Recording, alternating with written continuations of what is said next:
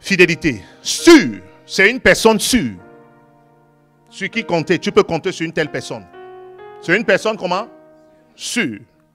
C'est une personne fidèle. Loyale. Dans la fidélité et à la loyauté. Donc, voici deux clubs. N'est-ce pas? Bon, prenons l'exemple. Ça, c'est Manchester. Ça, c'est le Milan AC. Les anciens grands clubs.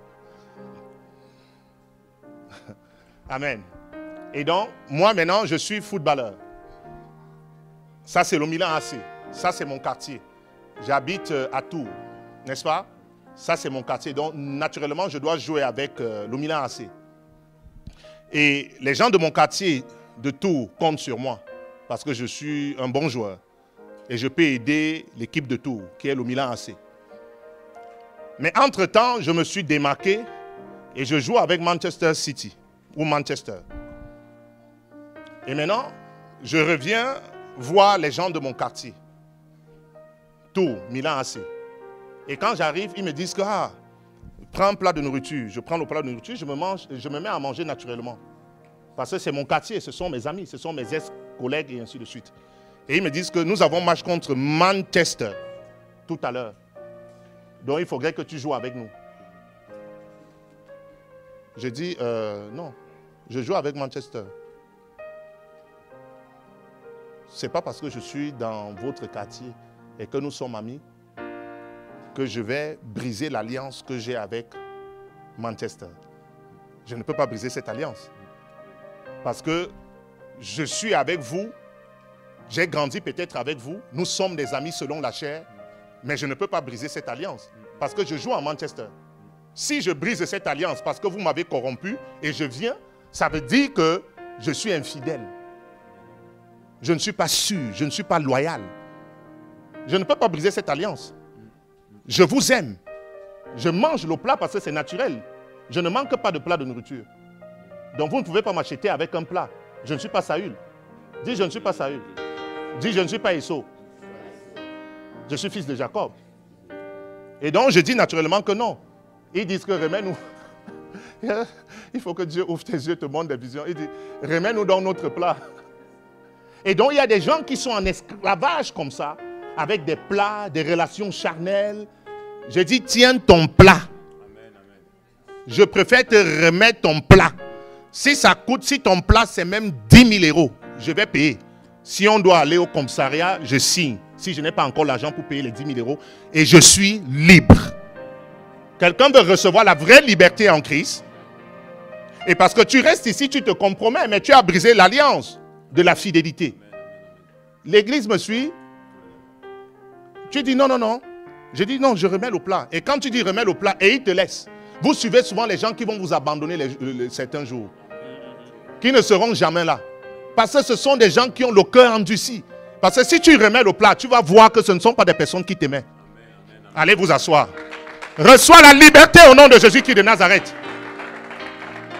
Recevez la délivrance au nom de Jésus-Christ de Nazareth. Parce que si tu remets le plat, et ces personnes t'aiment toujours, d'accord. Mais si tu remets le plat, parce que quand ils disent remets le plat, peut-être quelqu'un était envoûté avec un plat. Je te délivre au nom de Jésus-Christ de Nazareth. Reçois la liberté et la fidélité. Loyal, des personnes qui se montrent fidèles dans les transactions d'affaires.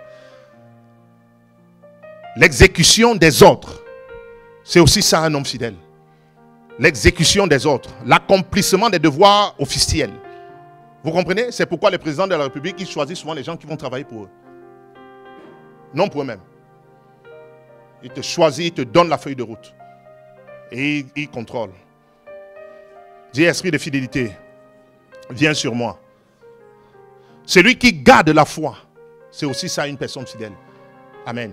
Celui qui garde la foi, digne de confiance, facilement persuadé, une personne fidèle.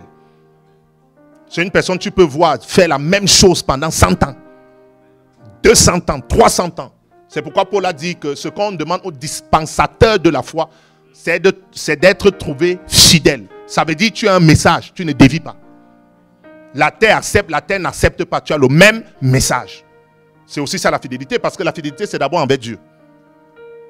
Parce que tu peux avoir un message, les gens refusent et tu dilues ton message, tu changes. Tu n'as pas été fidèle. Donc la fidélité, non c'est ça, c'est ce que Paul était en train de dire. Mais 1 Corinthiens 4 à partir du verset 2. Les gens sont en train de recevoir. Est-ce que quelqu'un est en train de recevoir la lumière? Amen. Celui qui garde la foi digne de confiance, facilement persuadé. Celui qui a confiance dans les promesses de Dieu. C'est ça une personne fidèle. Et tu gardes la prophétie. Tu continues à croire. Du reste, virgule, ce qu'on demande des dispensateurs, virgule, c'est que chacun soit resté trouvé fidèle. Donc Dieu lui-même, quand il te donne une mission, il aimerait te voir être fidèle. Mais Proverbe 20, verset 6. Dieu lui-même cherche les hommes fidèles. Ça veut dire que les hommes fidèles sont rares. Dis esprit de fidélité, viens sur moi. Dieu lui-même cherche les hommes fidèles. C'est pourquoi il dit bon et fidèle serviteur. Regarde, beaucoup de gens proclament leur bonté. Ça veut dire que si tu arrives sur les réseaux maintenant, il y a les gens qui disent oh, je suis bon, j'aime les gens, je suis bon, je suis bon. Beaucoup de gens proclament leur bonté. Sur les réseaux, oh, les gens, oh, moi je suis une bonne personne, moi on ne m'aime pas, moi j'ai toujours aimé, oh, moi. Dieu dit après moi. Mais un homme fidèle, qui le trouvera? Donc les hommes fidèles sont très rares. Dis, c'est de moi qu'on parle maintenant. Dis esprit de fidélité. Vous savez que Dieu s'appelle fidèle. Donc tu peux dire, oh j'aime, moi on n'aime pas, oh wa, ya, pa, cha, malé, aha. Dieu dit, es-tu fidèle? As-tu été déjà fidèle? C'est la question que Dieu te demande.